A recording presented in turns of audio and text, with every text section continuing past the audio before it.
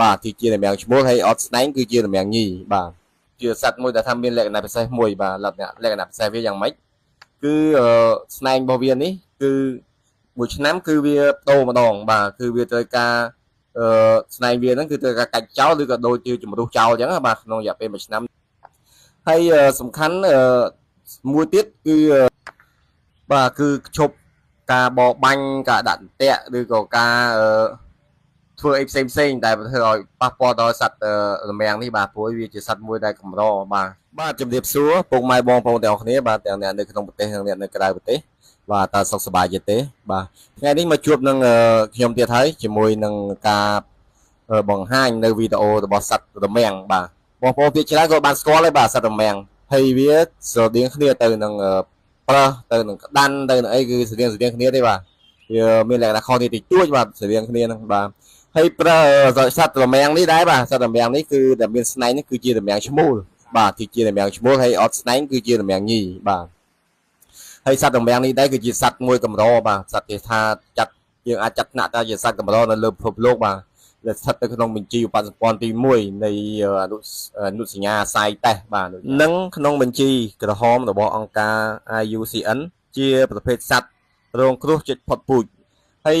សត្វរមាំងនេះពីមុនគឺមានច្រើនបាទមានច្រើនដល់បញ្ហាទសាយព្រានព្រៃទសាយគាត់ចាប់គាត់អីចង់បានស្នែងចង់បានអីចឹងណាបាទអញ្ចឹងគួរកុំអីបាទព្រោះអីវាគ្មានអីទៅល្អជាងការធ្វើអំពើល្អទេហើយមួយទៀតដែរគឺសត្វរមាំងនេះគឺជាសត្វមួយដែលថាមានលក្ខណៈពិសេសមួយបាទលក្ខណៈពិសេសវាយ៉ាងម៉េចគឺស្នែងរបស់វានេះគឺមួយឆ្នាំគឺវាបដូរម្ដងបាទគឺវាត្រូវការស្នែងវាហ្នឹងគឺត្រូវការកាច់ចោលឬក៏ដូចជាជំរុះចោលអញ្ចឹងបាទក្នុងរយៈពេល1ឆ្នាំអញ្ចឹងវាខុសពីសត្វគោក្របីហើយនឹងកុយរមាសបាទគឺស្នែងរបស់ពួកវាគោក្របីហ្នឹងគឺដាក់ដោះហើយគឺមួយជីវិតហើយបាទអញ្ចឹងរមាំងគឺវាប្លែករមាំងហើយនឹងក្តាន់បាទគឺវាប្លែកគឺតែមួយឆ្នាំគឺវាត្រូវកាច់ចោលម្ដងហើយបាទហើយសំខាន់មួយទៀតគឺបាទគឺឈប់ការបរបាញ់ការដាក់អន្ទាក់ឬក៏ការធ្វើអីផ្សេងដែលធ្វើឲ្យប៉ះពាល់ដល់សត្វរមាំងនេះបាទព្រោះវាជាសត្វមួយដែលកម្របាទអញ្ចឹងជាសត្វមួយដែលគេអភិរក្សផងដែរហើយនៅសួនសត្វភ្នំតាម៉ៅនេះគឺសត្វរមាំងនេះគឺបងប្អូនអាចទៅទស្សនាបានដោយសារមានការដោះលែងគឺចេញក្រៅទ្រុងបាទគឺនៅខាងក្រៅទេបាទគេអត់ដាក់ក្នុងទ្រុងទេអញ្ចឹងបងប្អូនដែលតែងតែទៅទស្សនាលេងនៅភ្នំតាម៉ៅទៅមើលអូឡឹមផាត់ឬទៅមើលអីផ្សេងហ្នឹងអាចជីតាមផ្លូវអាចឃើញរមាំងឃើញអីផ្ទាល់ភ្លាមចិត្តហ្នឹងបាទតែយើងអាចកុំទៅប៉ះអីព្រោះស្នែងវាមើលវែងចង្អេងចង្អាងដោយសារឯខ្លាចពេលខ្លះវាកាចវាខឹងអីទៅវាវត្តវាអីចឹងទៅអញ្ចឹងគួរតែកុំទៅចិត្តវាអីក៏យើងមើលពីចង្អាយអញ្ចឹងទៅបាទហើយខ្ញុំក៏មានវីដេអូបាទដែលបង្ហាញពីវាដែរនៅ link បន្តភ្ជាប់ទៅខាងលើបាទបងប្អូនអាចទស្សនាបានដែលថតទៅខាងក្រៅបាទអញ្ចឹងអរគុណច្រើនបាទហើយសូមជូនពរបងប្អូនអរគ្នាបាទសុខសប្បាយហើយនឹងថែរក្សាសុខភាពអរគ្នាព្រោះនៅវស្សាជាងចូលមកដល់ហើយបាទភ្លៀងរហូតប្រហែលរយៈនេះបាទអញ្ចឹងថែរក្សាសុខភាពនេះហើយកុំភ្លេចជួយ share ជួយ like ក៏ដូចជួយជា comment ល្អឬក៏ចង់ផ្សព្វផ្សាយនៅទិដ្ឋផលផ្សេងអាចតាក់ទងតាម page តាម chat បានតាមអីបានបាទអូខេចាប់ជួបគ្នានៅឱកាសក្រោយទៀតបាទបាយជម្រាបលា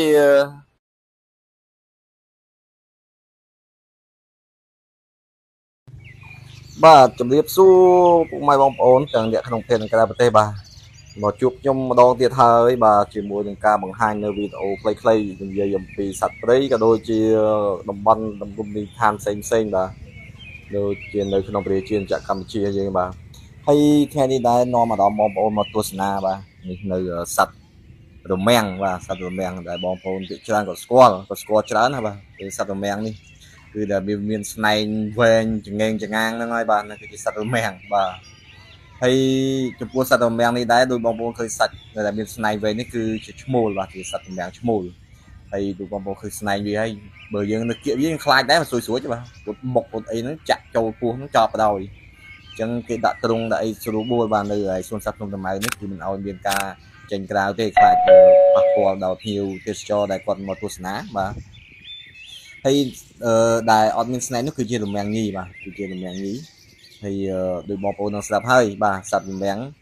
គឺជាសត្វព្រៃម្យ៉ាងដែលថាសឹងតែផុតពូជដែរហើយដែលយើងគួរតាគ កុំ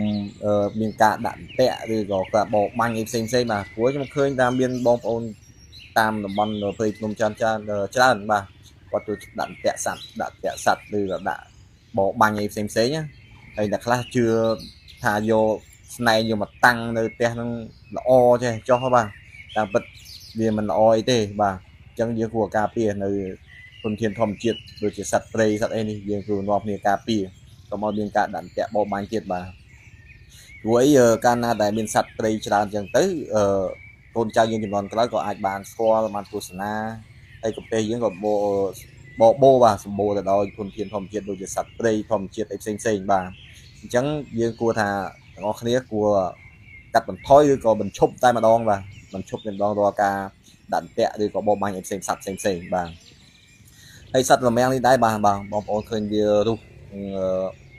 តាមឈើតាមអីចឹងបាទពីច្រើនតាមខ្ញុំដឹងគឺមួយឆ្នាំគឺវាដូរស្នែងម្ដងបាទវាដូចគោដូចក្របីឯងគោក្របីស្នែងវាគឺអត់ដោះដូរអីណាដូចនេះទេអញ្ចឹងរមាំងគឺមួយឆ្នាំគឺវាដូរស្នែងម្ដងដល់វាកាច់បាក់នឹងដើមឈើកាច់អីចឹងណាឬក៏វាធ្វើរបៀបមិនទៅបាទឲ្យដើម្បីដូរស្នែងវាតែបើគោក្របីអត់ទេបាទគឺប្រើស្នែងមួយរហូតដល់អស់ជីវិតគឺខុសពីសត្វរមាំងនេះបាទអញ្ចឹងវាតែងតែប្រកួតនឹងដើមឈើដើមអីចឹងបាទឲ្យបាក់ឲ្យអីចឹងទៅដល់វាដោះមកថ្មីម្ដងទៀតបាទអញ្ចឹងវាខុសគ្នាអញ្ចឹងបាទអរគុណច្រើនបាទចំពោះការតាមដានទស្សនានៅវីដេអូនិយាយអំពីសត្វព្រៃខ្លីៗហើយនឹងបង្ហាញឲ្យបងប្អូនបានស្គាល់ក៏ដូចជាបានទស្សនាកម្សាន្តនៅថ្ងៃសម្រាប់ការងារឬក៏ពេលដែលហត់នឿយនឹងការងារបាទអាចមកទស្សនានៅការបង្ហាញវីដេអូខ្ញុំអរគុណច្រើនបាទជំរាបលាជួបគ្នានៅឱកាសក្រោយបាទកុំភ្លេចជួយចុច Subscribe ផងបាទអរគុណច្រើនបាយបាយ